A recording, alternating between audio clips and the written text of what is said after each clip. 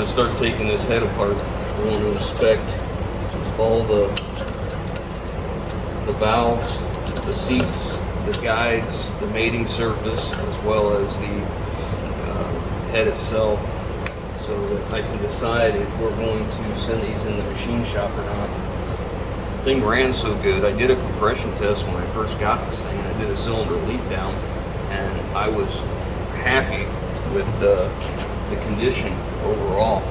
So I really think that, I'm hoping we don't need to send these in, but we need to get a good look at it. It's quite interesting reading the comments from the last video. There was a lot of Monday morning quarterbacks here that told me that before I'd put a motor in, a used motor in, I would have put I'd have put in new rods, new mains. I put an oil pump and a timing chain and blah blah blah and so on and so forth. And yeah, I called bull on that. I think 90% of the people that said they would do that were guys that would take it out of the junkyard and put it in. Now I'm just checking all the valve guides. I want to make sure they're not worn, so we don't want them to move very much up and down. It's got to have some clearance, but not much. And then I want to check it for flat. Make sure we don't have it in caddy wampus. I mean, this is a pretty crude method, but nonetheless, it's one that works. Then we want to check the face here where they seal and make sure it's sealed all the way around.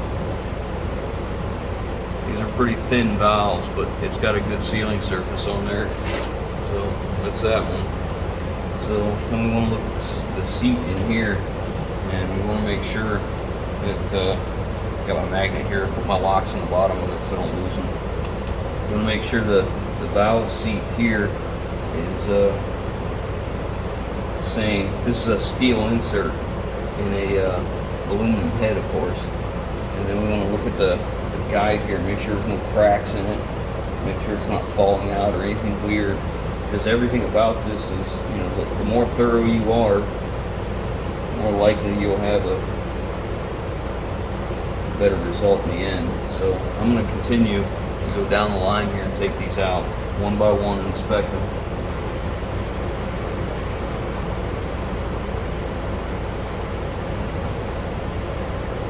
So I should have looked at that intake seat.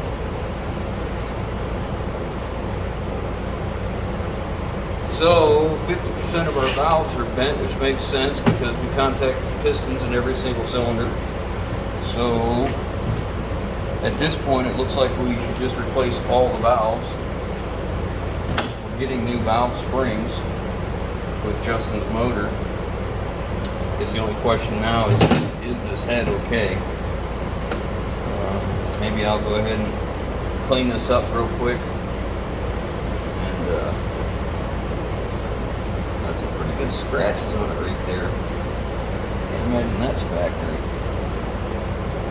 And it's got gasket material in it, so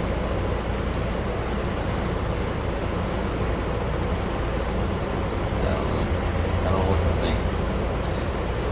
All the ports look about the same. All the guides look about the same. So I'm gonna get my thing and start cleaning this up. Let's see what the surface looks like here. Dare I even show you that I'm doing this, because there'll be 15 million people telling me you can't do that. My only response to that is, maybe you can't do it. I've been doing it for years. No trouble.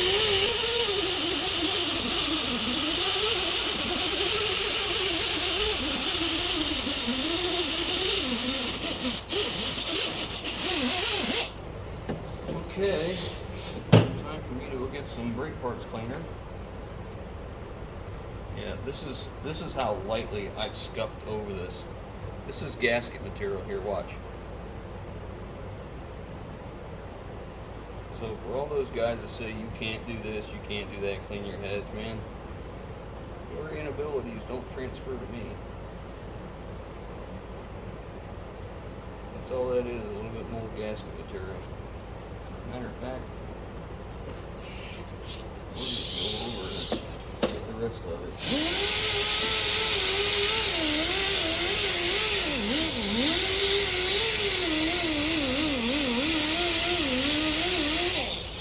thing you have to differentiate between is what is a stain and what is gasket material. You don't want to go at it, and if it's a stain, you try and get it loose. And you notice I'm using real low RPMs too.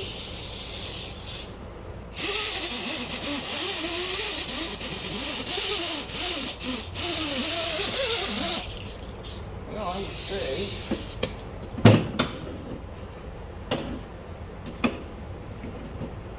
probably clean enough. Some brake parts cleaner, let it soak in here a little bit.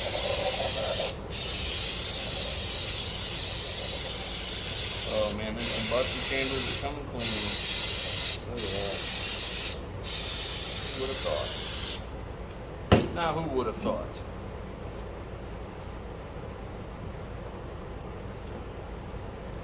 Okay, all those are down. Sometimes I like to use brake or PB plaster and just let it soak in there, let it break down the carbon and all that crud.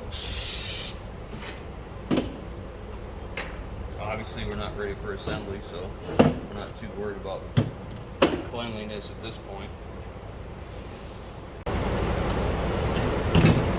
So you can see these dowel pins, one is definitely driven in farther than the other. I really don't know how I'm going to get them out. So I guess right now I'm just going to leave them. I don't want to gouge up the sealing surface. Alright, so this is an actual engine, straight edge, meant for checking for flat cylinders. I always give it a good wipe down on the edge, and I always store it hung up. So the idea is we're going to go across the head like so, and checking underneath here everywhere it contacts to see how thick of material feeler gauge we can get in there. This is let's see, we'll start with 1.5. Sorry. Yeah, that's right. The idea is to take that and see if you can get it to go underneath this head anywhere. So we'll start like here at the beginning.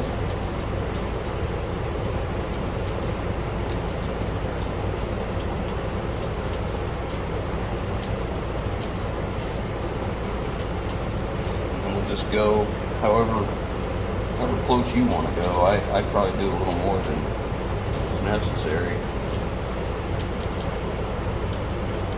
Just work my way up the head.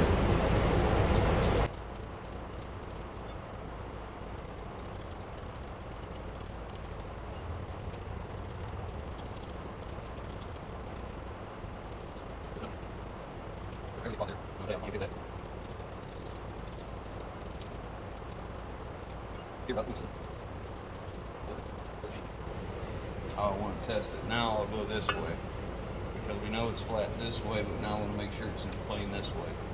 I shouldn't see anything.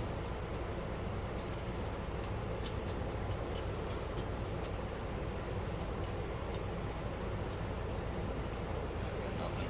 And then I'll do it this way, and I'll just keep checking until I feel like I've checked enough. You can start going this way, so we're across here, on the side.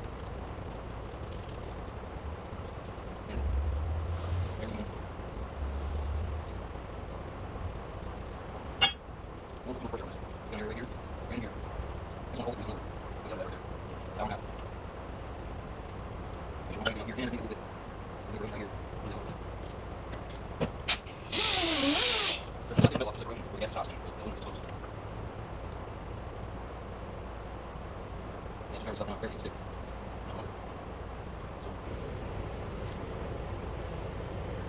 Plenty acceptable.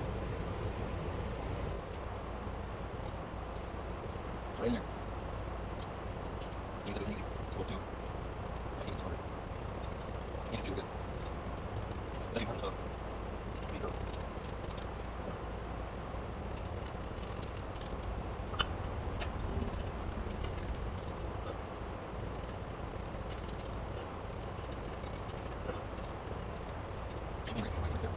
Look at the same area.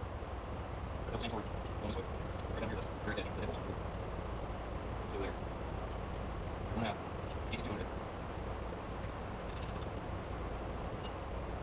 Well, I'm happy with that, so we're going to set this one aside because I think this head's okay. I think we can get some new valves and then lap them in. If they lap in fine, great. If they don't, then we'll send it into the machine shop and have a valve job done. But all the guides seem fine, the seats seem okay, it's flat. I mean, the only way to check for cracks would be to pressure test it or use a developer and an activator, which I don't have either of those, so we're just gonna go with that. It wasn't losing coolant, so that's important to remember. So we'll set this one aside, get cleaned up, start taking the other one apart, and if all I find on that one is just more of the same, where we have just bent valves and no damages, then I'm not going to do a valve job. But if we need it, we'll get it. So I'll get the other one apart. This head checked out just fine, nice and flat. All the guides were good. I can't check it for pressure test, but we weren't losing any coolant, so I think we're gonna be okay. I'm gonna get ready to clean them up with a pressure washer now. We ended up with 4 bent valves in the driver's side head, or passenger side head. Driver's side head had 5 bent valves, so I'm not sure. You're talking 9 valves out of 16. Maybe it's better just to order them all, put all new valves in. That turned out pretty good. Little pressure washer, and a friend of mine makes this secret sauce soap. It cuts oil and grease very well. He holds that recipe very, very close to his chest. It doesn't give it up, but I got the soap from him. Cleans up really, really well. As you can see, there's no buildup anywhere, and it got most of these out, but there's still some more. If I really wanted to, I could get it cleaned out. But look down in here, man. It's really about getting the pressure washer in there to get the right angle. But look at how it cleans up the ports. Looks pretty good. And I did the coolant passages as well, just so we had everything along the same lines cleaned up, and no questions, no concerns. But you can see how nicely it cleans up. Does a really nice job. So now I'm just gonna take the air gun. I'm waiting for the compressor to shut off. I'm gonna blow these dry and set them off to the side, standing on their end, and wait for parts. I've decided we're replacing every single valve. The seats in these, you can see better now because the carbon's gone and it's not so dark in there. And I was able to look at these and see how nicely they were all sealing. Much better now. So I'm not worried about the heads, 100% confident with them. So my thought is, the reason that this cam bearings are so tight is that cooked oil. So I'm pretty confident with this block. I don't think it got hurt at all. So we're gonna go ahead and soak it down with some more of our soap. Let it soak in here for a little while, and right before we take it outside, we'll soak it again, and we're gonna pressure wash that thing. I'm gonna go ahead and do the valve covers, timing cover, and the back cover too while I'm at it. You know what, I'm also do the oil pan. Man, I got a lot of cleaning to do. I better get at it.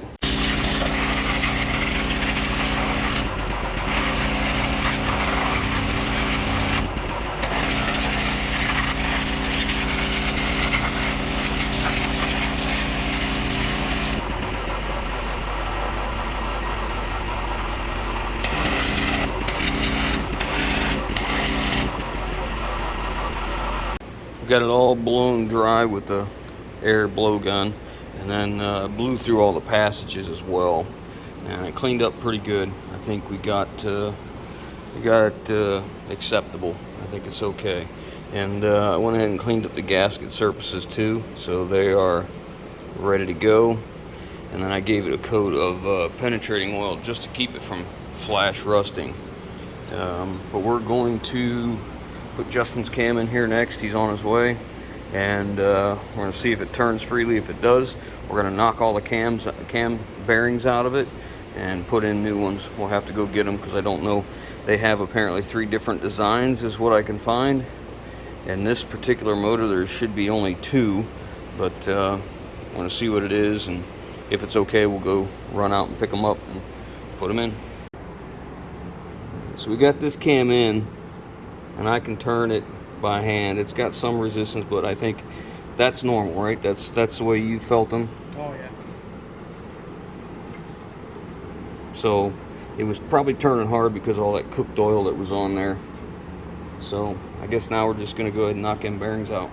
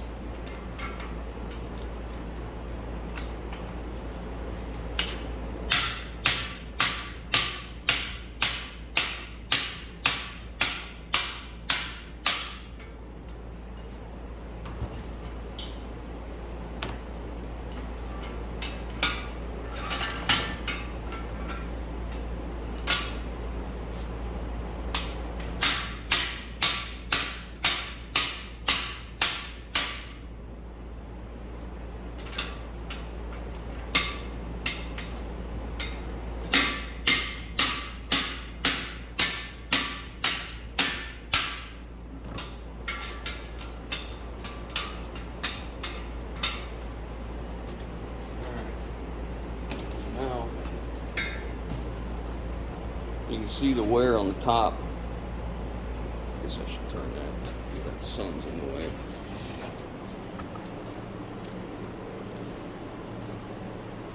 See the wear on the top of the cam bearings, or on the bottom, I guess. Is that the top or the bottom?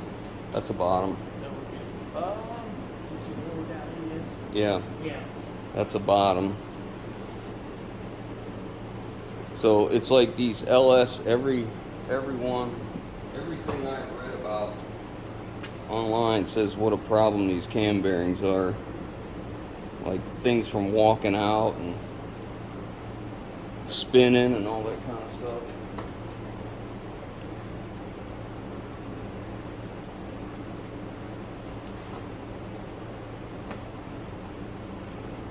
And they're all about the same. So now we have to measure these because there's 3 different designs, but I think there's 2 different designs for this engine. 1 and 5 have a different outside dimension, not an inside. Yeah, it's outside. Well, he's got most of his parts from Summit. He just got back a little while ago with them to put it together, and got most of the stuff in here. He said he's not painting it. What the heck is this? That's probably why he's cleaning it up.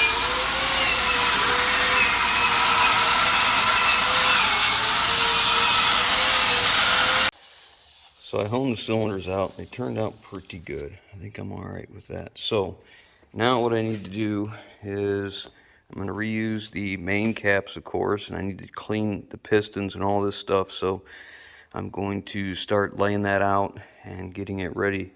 Spray it down with soap and pressure wash it.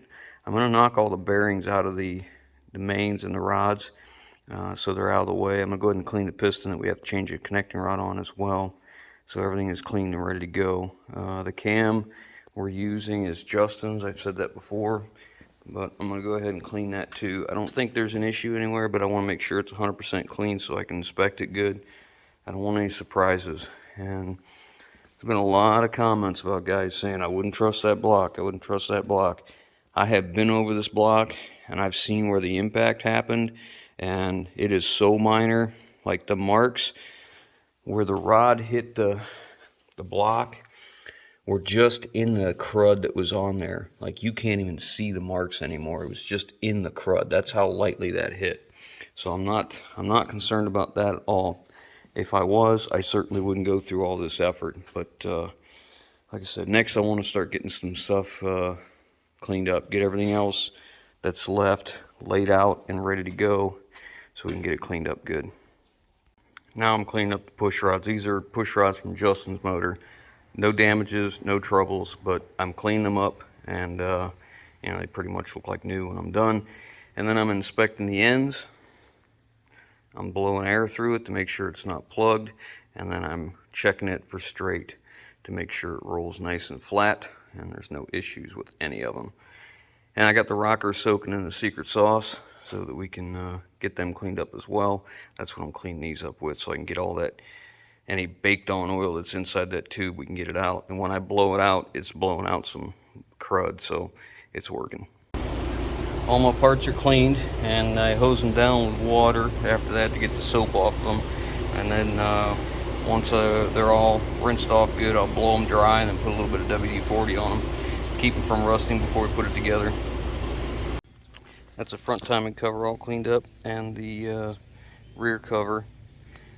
That's all done. That's the center valley cover. So these are all clean now. I got the crank cleaned up the best I could. For some reason that one's a little more porous, didn't want to come clean, but man, did the oil pan sure come clean.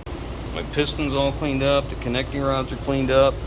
I was gonna blow them off and I got busy with something else. The cam's all cleaned up, so I think I'm just about ready. So now I'm gonna press this out of here. Justin said, guys, just heat this up right here a little bit and it allows you to get this out. I was going to make a shim so I could put it in here once it's centered, so putting it back in would be in the right place, but I noticed these are tapered right here, so my shim would be crooked. I don't want that either, so I don't know, we're gonna try it. We're gonna see if we can just heat that up and get it off of there. I gotta tell you, sometimes I am my own worst enemy. I let things like this work on me and I think about them and I think about them and I think about scenarios. You know, I'm looking at these pistons and just looking at the wear on them. These are the where the skirt rides on the side of the cylinder wall, and you know, I think some of them have some accelerated wear.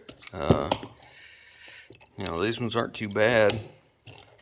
This one's got quite a bit more. Like, you can hear the machining, then you hear nothing here. I don't know if it's really that big a deal by itself, but oh man, look at that one. That one's really, like, you can't barely hear the machining there. Yeah, yeah. It's not a big deal by itself, but when you consider the fact that we have that, which could, you know, give us piston slap, which I guess these LS things are notorious for, but we take that compiled with, you know, all of these came in contact with valves. You know, maybe it's just a better idea to just go ahead and replace them. When I first saw that the valves hit that evening, I had priced them out, and you know, the standard piston was like $200. So it's not that horrible. And as far as a budget's concerned, it really isn't a budget. I'm just gonna spend what I have to spend until I'm happy with it, that it's built the best that I know how to build it. That's the whole goal here. So I think I might just do that. But you know, this is kind of a snowball effect. Now, if I'm gonna put new pistons in, I'm going to have these off. Well, now I want to send these in the machine shop and have them looked at and have them checked over to make sure that, you know, I didn't miss anything on all the connect. I'm talking about all of them. There's 3 over there too. I have a brand new one coming for the one that broke, but that way I can get another set of eyes to look at it in case I miss something. And then again, now we're going to go that far. Now I might as well just send the block in and have it checked, and they can check that line bore that I was concerned about, and how the cam was tight in there, even though I think it was cooked oil is what I believe. And then they can take that, I can put the main bearing caps on, they can check a line bore there as well. I already pulled the barbell thing out of here, the bypass, and the oil galley plugs, and those cleaned up the oil passages, just to be sure that it's as clean as we could get it. And you know, there was some caked up sludge in there, some grime. I mean, that one's not too bad. That's not bad. It's ironic, the one with the broken rod looks the best. That's not horrible. That's not horrible. Man, that might be the best one right there.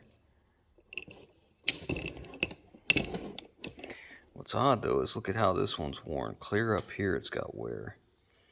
You know, there's just a few things that are just unsettling, and you know, likeness, I could just put this back together and be just fine. Is probably pretty good. It's just the fact that I just don't want this man to have any troubles. And if I got to spend a few $100s more now, because these pistons were $200, and if I send the block in to have it done, looked at and checked and all that, then they can magnaflux for cracks too, and find any defects that maybe I couldn't see or missed or whatever. So if I got to spend about $300 at the machine shop having all that done, I got to add a couple $100 for pistons. But I feel like I'm doing the best that I know how and not shortcutting anything. And I think that's makes me much happier, and I think it'll make a better engine. So I'm just gonna load this stuff up. I'm gonna take it to the machine shop and let them get a look at it and see what they think. I could be overreacting. I might be going on about things that don't matter, but sometimes it's better to have a true professional who does it every day look at what you're doing and verify my thoughts, or you know, confirm that what I'm doing needs to be addressed. So that's what I'm gonna do. I'm gonna load this stuff up. We're gonna get it to the machine shop, let them do their thing, and we'll pick up once we get it back from them. I had talked to them originally when I first saw that we had damage, and they told me that if I brought it in, they'd need it about 5 days. It would take them about 5 days from the day I dropped it off to the time I get back. So let's hope that's the case, but we'll stop here. I hope you guys enjoyed so far. Maybe it's helped some people and what have you, and that's kind of the goal. So we'll pick up on the next one. Thanks for watching.